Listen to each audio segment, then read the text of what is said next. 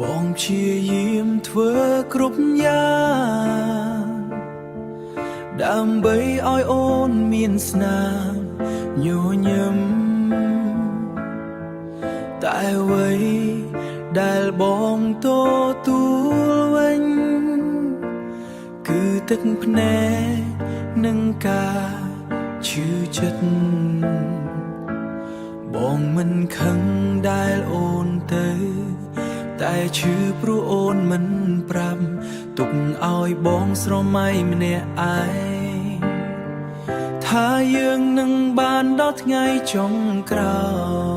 យបើសិនអូនស្រឡាញ់គេសូមទៅចង់កុំអាណិតបងកាលនៅជាមួយទាំងគ្មានចិត្តវាធ្វើឲ្យបងឈឺជាងការបែកគ្នា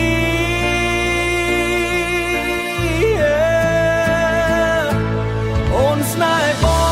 ងតែបេះដូងអូនឲ្យគេបងនៅក្បែរតែចិត្តអូនទៅឆ្ងាយបងស្រឡាញ់ពិតមិនដែលគិតលេងសើចតែអូនបែរជាទុកបងជាអ្នកបំបត្តិភាពឯកា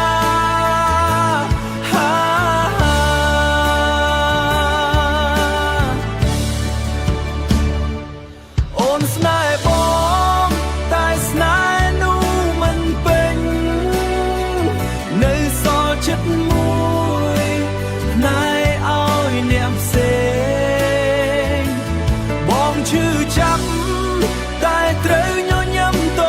ទួលព្រោះស្នេហ៍មួយនេះមិនមែនជារបស់បងទេ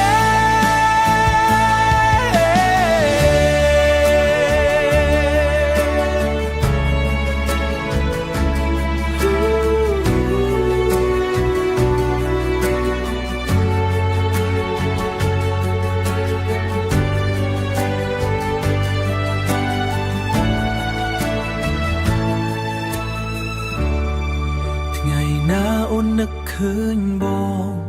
ប្រហែលបងបានដើរឆ្ងាយស្នេហ៍ដែលអូនមិនបានថែ